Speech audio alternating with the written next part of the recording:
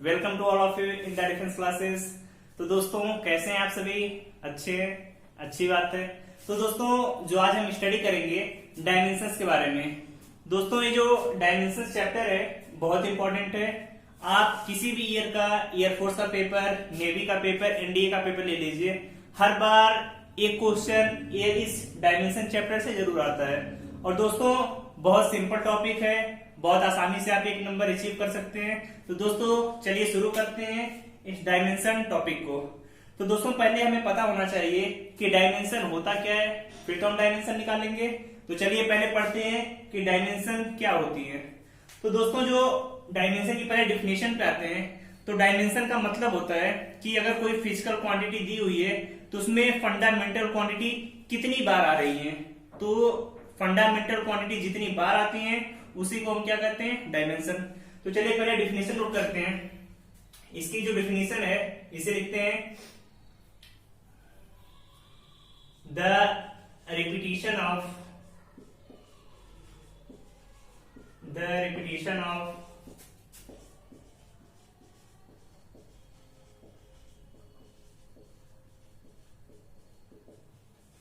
fundamental quantity in a physical quantity।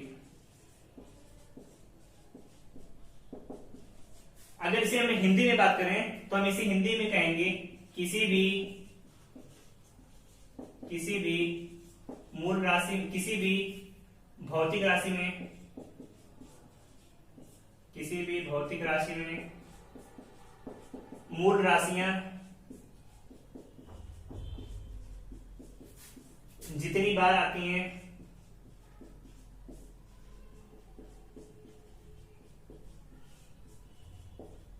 किसी भी भौतिक राशि में मूल राशियां जितनी बार आती हैं वही क्या होती है? विमा कहलाती है।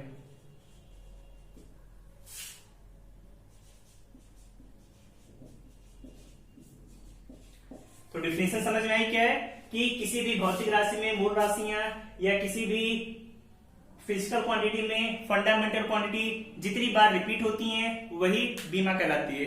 समझने के लिए जैसे हम एग्जांपल लेते हैं फिर जाकर आपको समझ में आएगा। जैसे आपने सुना है फोर्स, बल, इंग्लिश में कहते हैं फोर्स। हमें निकालनी है इसकी डायमेंशन। तो आप सभी जानते हैं फोर्स की डायमेंशन होती है ml/t-2। अब हमने जब आपको पहला टॉपिक फंडामेंटल क्वांटिटी बताई थी तो वहां पर आपको टी का मतलब बताया था। एम का मतलब होता है मास, किलोग्राम, यल का मतलब लंबाई, मीटर, टी का मतलब समय। तो यहाँ का मतलब क्या है कि मास एक बार आ रहा है, लंबाई भी एक बार आ रही है, और जो आपका टाइम है ये 2 बार आ रहा है। किसमें? अपान में आ रहा है। इसी तरीके से अगर हम कार्य की निकालें जिसे हम कहते हैं वर्क, इसकी डायमेंशन कितनी होगी? ml/t-2 यही होगी ml/t-2। इसका मतलब m एक बार, l 2 बार, t 2 बार आ रहा है। तो यहाँ पे देख रहे हैं जो फंडामेंटल क्वांटिटी बार बार रिपीट हो रही है, इसी रिपीटिशन को हम क्या कहते हैं? डायमेंशन। समझ में आया दोस्तों? अब डायमेंशन निकालते कैसे हैं? हर बार एग्जाम में क्वेश्चन आता है, आपको कोई भी क्वांटिटी एक दे देगा, पूछेगा इसकी बीमा कितनी होगी, डायमेंशन कितनी होगी, यही आपको निकालना होता है। तो दोस्तों देखिए अब निकालेंगे कैसे, इसका आपको एक आसान तरीका बताएंगे जिससे आप एग्जाम में विद इन 10 to 15 सेकेंड आप आंसर उसका निकाल सकते हैं। तो दोस्तों चलिए आ रहे तरीके पर। एग्जाम्पल इसे नोट कर लीजिए इतना, फिर जो आपको बता रहे हैं बहुत इंपॉर्टेंट है दोस्तों, अच्छे से पढ़ेंगे बहुत मजा आएगा। तो नोट करिए इसे।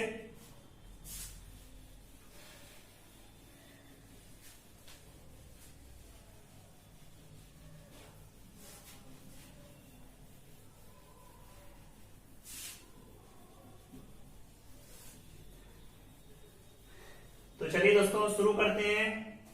अब देखिए दोस्तों डायमेंशन निकालेंगे कैसे, इसके लिए कुछ आपको हम 5-6 क्वांटिटी बता रहे हैं जिसे आपको याद कर लेना है, और याद करना भी बहुत सिंपल है। तो दोस्तों जो पहली क्वांटिटी है जिसे हम लिखते हैं मास, इसको याद रखिएगा हमेशा। डायमेंशन क्या होगा? यम। मास का मतलब क्या है? द्रव्यमान। दूसरी आती है लंबाई, लेंथ, हिंदी में क्या कहते हैं? लंबाई। इसकी डायमेंशन आपको हमेशा यल से लिखनी है। तीसरा आता है समय, इसे हम टाइम से लिखते हैं, डायमेंशन कितनी होगी टी।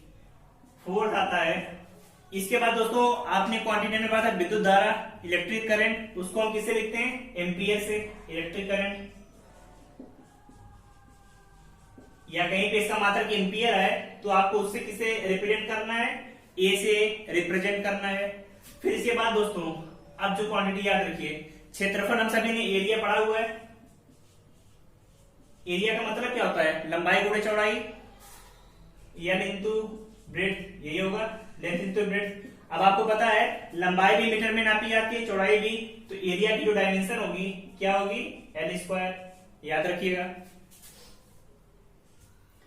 6 आता है वॉल्यूम, जिसे हम हिंदी में कहते हैं आयतन। इसकी डायमेंशन याद रखिएगा, लंबाई गुणे चौड़ाई गुणे ऊंचाई, तो हमेशा कितना आएगा? एल क्यूब, याद रहेगा। फिर इसके बाद जो इंपॉर्टेंट है वेग, वेलोसिटी। अब आप सभी ने फार्मूला पढ़ा होगा, वेलोसिटी इक्वल टू क्या होती है? Displacement upon time. डिस्प्लेसमेंट का मतलब कितना है? लंबाई एल, टाइम का टी, तो इसकी जो डायमेंशन आएगी एल टी माइनस 1, याद रहेगा। ये सब डायमेंशन आपको याद रहनी चाहिए कि कहीं पर मास, द्रव्यमान किलोग्राम, एम, लंबाई एल, समय टी, विद्युत धारा ए, क्षेत्रफल एल स्क्वायर, आयतन एल क्यूब, वेग एल टी माइनस 1। इसी तरीके से त्वरण आएगा, एक्सेलरेशन, तो इसकी डायमेंशन याद रखिएगा, हमेशा कितना होगा? L T minus 2। फिर आएगा बल, फोर्स, MLT माइनस 2।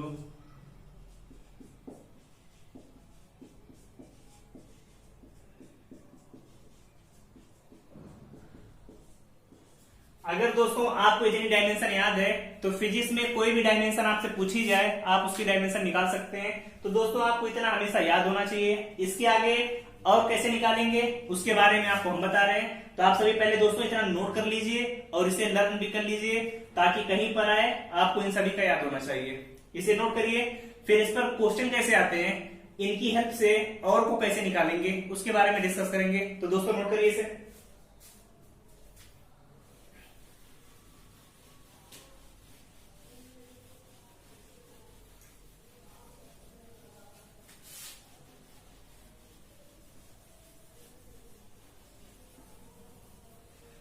अब देखिए दोस्तों इनकी हेल्प से आगे कैसे निकालते हैं उसके बारे में डिस्कस करेंगे।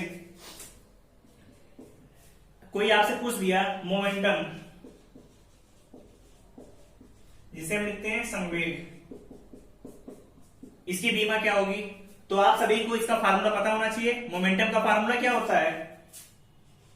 मास इंटू वेलोसिटी, यही पता है आपको। फार्मूला पता है, डायमेंशन आ गई आपकी। मास का कितना होता है एम, वेलोसिटी का एल टी माइनस 1, निकल गया दोस्तों। इसी तरीके से आपको जो पीछे 10 बताई हैं उनकी हेल्प से आप किसी की भी डायमेंशन निकाल सकते हैं।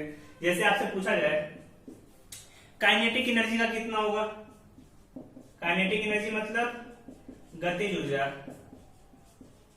तो दोस्तों कैसे निकालेंगे इसका? काइनेटिक एनर्जी का फार्मूला आप सभी को पता है, हाफ एम वी स्क्वायर।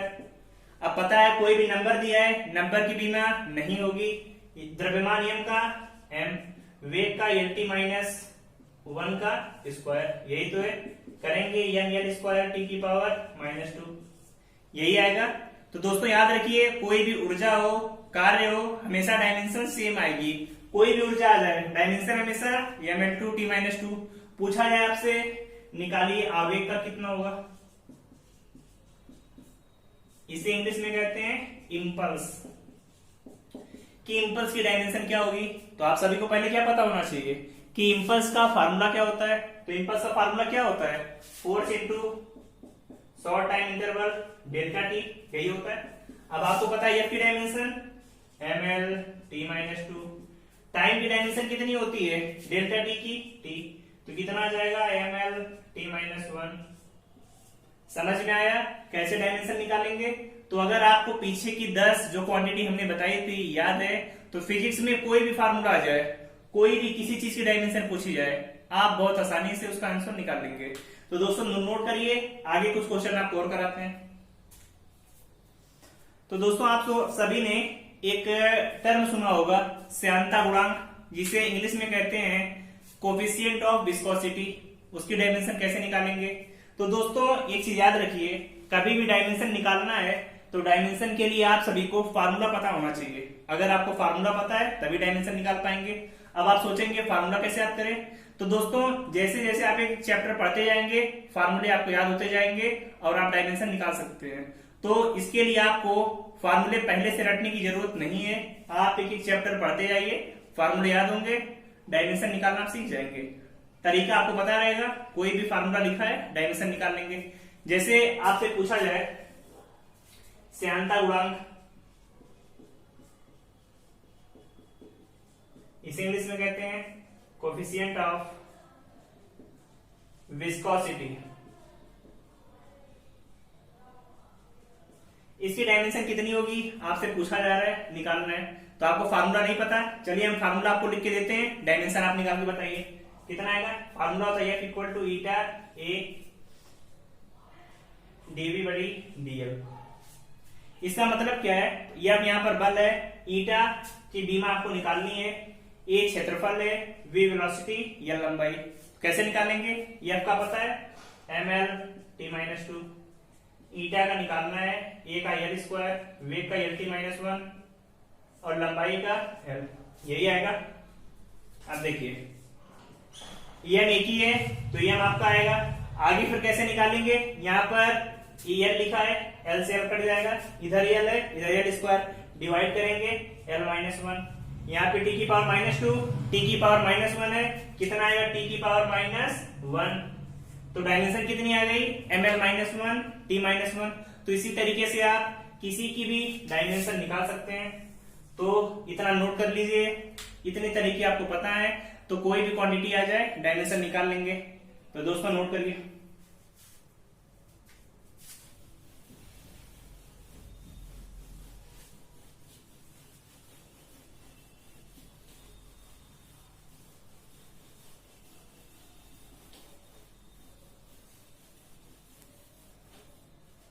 तो दोस्तों अब जब हम पढ़ेंगे आगे, तो इसके आगे पढ़ेंगे कि इन जो डायमेंशंस हैं इनका प्रयोग कहां पर होगा। इन डायमेंशन को हम पढ़ रहे हैं तो इनका फायदा क्या है। अब देखिए दोस्तों इनकी एप्लीकेशन के बारे में आते हैं, तो सभी हेडिंग डालिए एप्लीकेशन ऑफ डायमेंशन। हेडिंग क्या है? एप्लीकेशन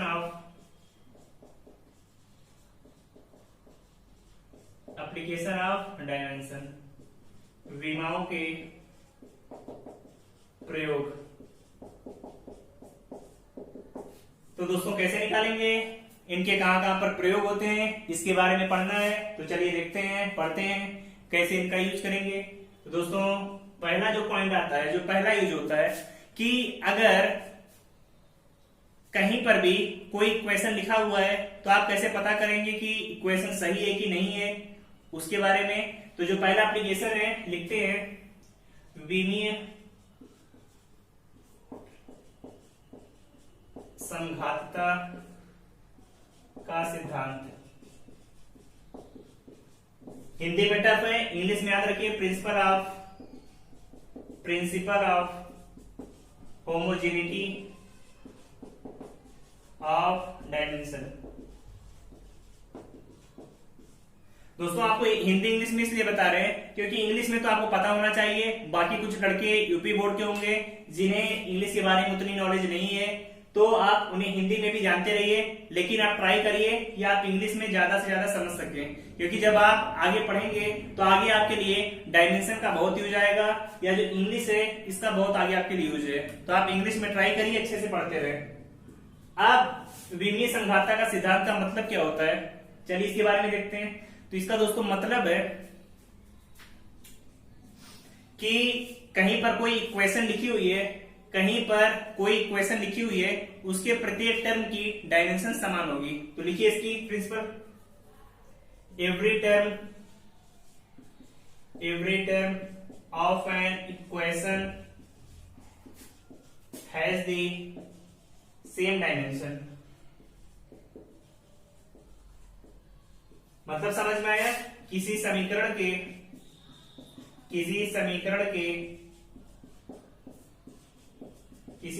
के प्रत्येक पद की विमा समान होती है।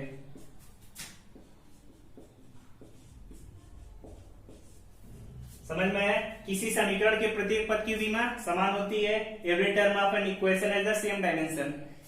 जैसे चेक करना है कैसे सही है कि नहीं है। आपने इक्वेशन ऑफ मोशन पढ़ा होगा तो एक फार्मूला पढ़ते हैं, S equal to ut plus half at square पढ़ते हैं। आपको पता करना है इक्वेशन सही है कि नहीं है, तो इस प्रिंसिपल से चेक करते हैं।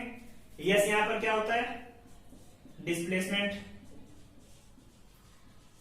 यू क्या होती है, वेग होता है। टी समय है, ए का मतलब एक्सेलरेशन। चलिए चेक करते हैं। यस का मतलब विस्थापन को एल से, यू का L T minus one, time से मल्टीप्लाई है टी।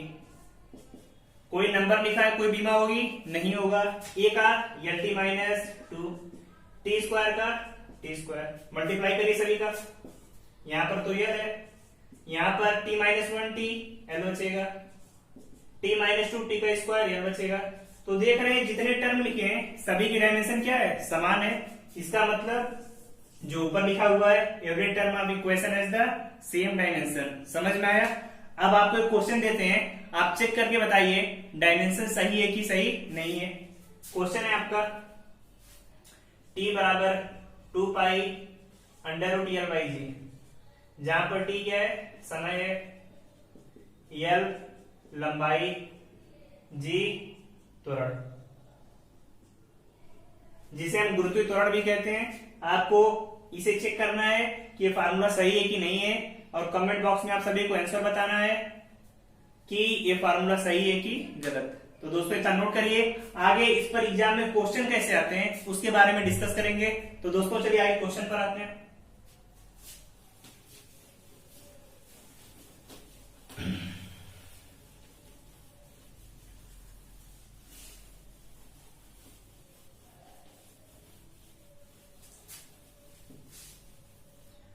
चलिए दोस्तों आगे बात करते हैं कि विमाओं के जो प्रयोग में पहला था प्रिंसिपल ऑफ होमोजेनिटी, उस पर क्वेश्चन कैसे आते हैं। जैसे आपके सामने क्वेश्चन आ गया v equal to A T plus B by T plus C. एक कोई इक्वेशन लिखी हुई है जहां पर v क्या है, वेग, t क्या है, समय, a b c कुछ कांस्टेंट हैं, वेरिएबल लिख सकते हैं, कुछ वेरिएबल है जिनकी आपको डायमेंशन निकालनी है कि ए का डायमेंशन कितना होगा, बी का, सी का। तो कैसे निकालेंगे, चलिए देखते हैं। v equal to A t, यही तो होगा। अभी क्या बताया था कि किसी समीकरण में प्रत्येक पद की, चाहे इसकी चाहे इसकी चाहे इसकी, बीमा क्या होगी, हमेशा समान होगी। तो क्या किया, v बराबर ए टी, v का कितना, L T minus one, T का कितना होगा, टी। तो ए की डायमेंशन कितनी आ गई, एल टी माइनस टू आ गई डायमेंशन। अब इसी तरीके से आते हैं इस पे सी की डायमेंशन निकालनी है। तो देख रहे हैं टी और सी दोनों प्लस में है, तो जो सी की डायमेंशन होगी वही टी की डायमेंशन होगी। तो टी की डायमेंशन कितनी होगी, टी, निकाल सकते हैं इसमें। इसी तरीके से बी का पूछा है, क्या लिखेंगे, बी बाई, नीचे इसका भी टी है इसका भी टी है तो टी रहेगा। इधर बी का L T minus one, multiply करेंगे कितना आ जाएगा, एल। तो डायमेंशन निकल गई, ए का एल टी माइनस टू, सी का टी, बी का एल। इसी तरीके से कोई क्वेश्चन आए डायमेंशन निकाल लेंगे। चलिए आगे कुछ क्वेश्चन और देखते हैं, क्योंकि ये सभी क्वेश्चन हर बार एयरफोर्स, नेवी, इंडिया में पूछे जाते हैं, इसीलिए इनकी जितनी आप प्रैक्टिस करें आपके लिए अच्छा है। यहां से प्रैक्टिस करिए, आपके पास जो भी बुक हो उस बुक से जाके प्रैक्टिस करिए। जितने मोर नंबर आप क्वेश्चन करेंगे उतना ही आपका कॉन्सेप्ट क्लियर होगा। तो आते हैं अगले क्वेश्चन पे। अगला क्वेश्चन है आपका,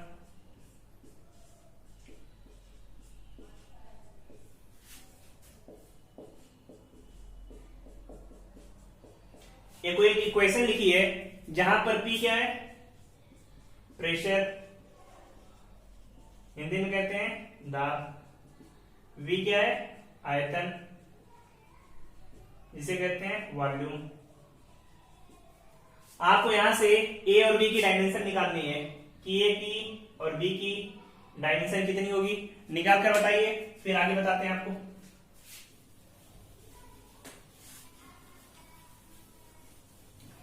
चलिए दोस्तों आते हैं डायमेंशन निकाल के देखते हैं कैसे निकलेगी डायमेंशन। इक्वेशन क्या लिखा है, p plus A by V square V minus B बराबर आर टी। तो v और v प्लस माइनस में है तो इनकी डायमेंशन क्या होगी, बराबर। तो क्या लिख सकते हैं, v इक्वल टू बी। और आयतन की डायमेंशन अभी सभी को लिखा जाता है हमेशा l क्यूब। आगे आंसर एक तो आपको आ गया। दूसरा है p equal to A by V square, यही होगा। तो a की dimension p into V square. अब p का तो आप सभी को पता है, p का कितना होगा, दाब का ml minus one t minus two, और वी स्क्वायर का मतलब m की पावर 6। तो डायमेंशन आ गया ml की पावर 5 t की पावर माइनस टू, a की डायमेंशन आ गई। समझ में आया दोस्तों। इस तरीके से एग्जाम में कोई भी क्वेश्चन आता है डायमेंशन का, आप बहुत आसानी से सॉल्व कर लेंगे। ये तो पहला एप्लीकेशन पढ़ लिया, इसे नोट करिए। आगे एक और एप्लीकेशन होता है जिसके बाद आपका चैप्टर डायमेंशन खत्म हो जाएगा। तो दोस्तों नोट करिए। बात करते हैं सेकंड प्रॉपर्टी पर।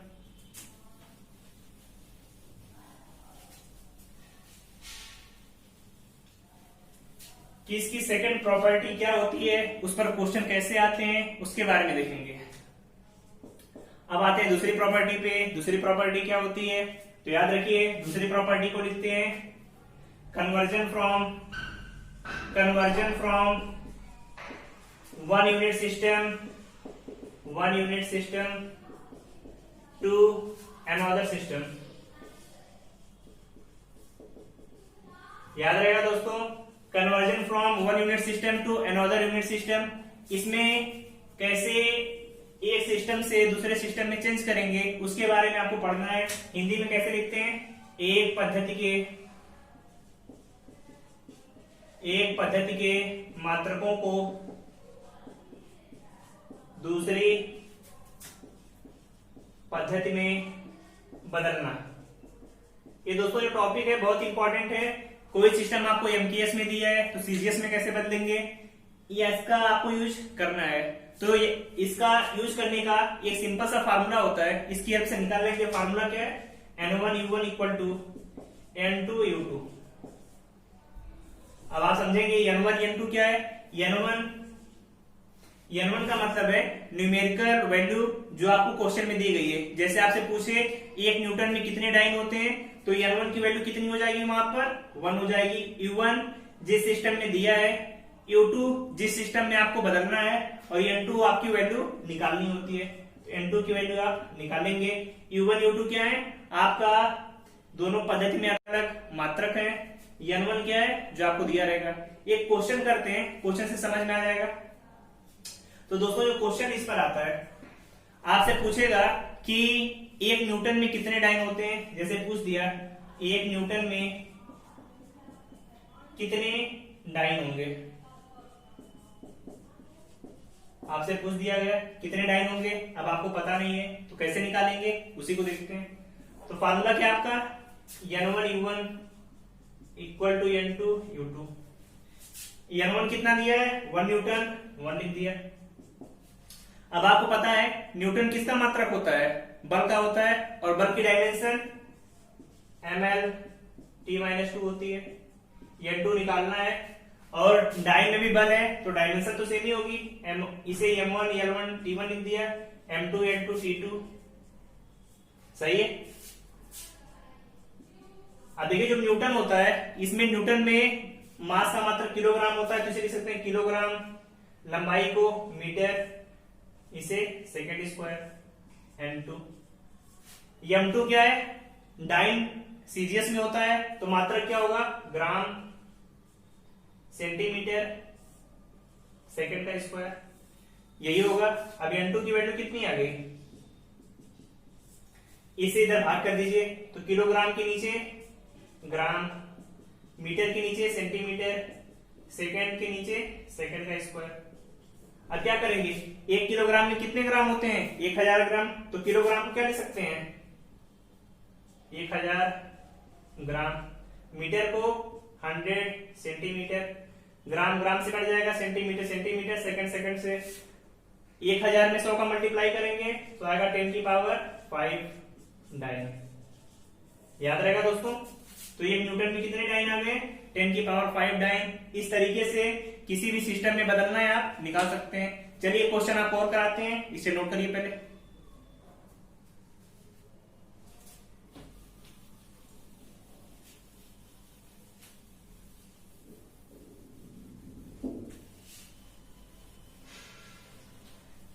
चलिए दोस्तों अब आगे देखते हैं, आगे कैसे।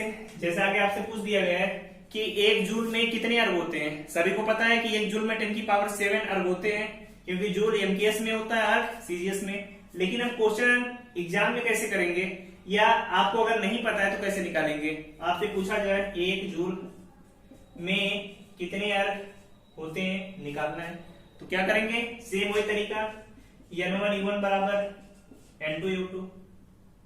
N1 का मान 1 दिया है। अब आपको U1 डायमेंशन, जूल कार्य का मात्रक होता है, डायमेंशन आपको याद कराई थी, कितना होता है? Mn2T-2 लिख दिया, M1 L1 का स्क्वायर।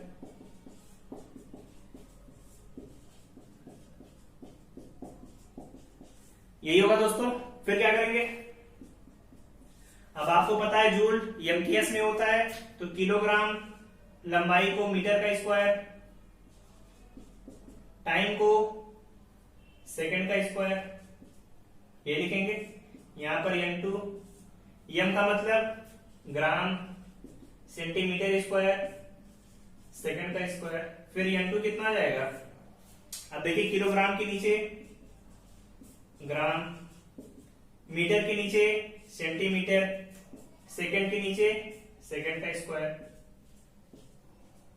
अब आपको पता है 1 किलोग्राम में 1000 ग्राम, 1 मीटर में 100 सेंटीमीटर, तो इसे लिख सकते हैं 1000 ग्राम।